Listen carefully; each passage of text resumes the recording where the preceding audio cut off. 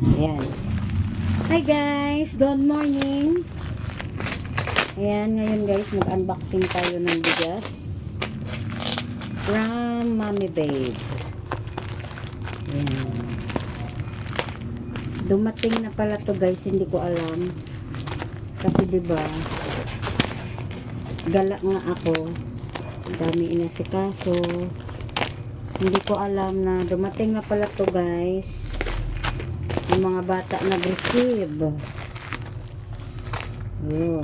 Kaya nung tinanong ni Mommy Babe sa akin, sabi ko, hindi pa. Yung pala dumating na. Yun o. Oh. Bigas!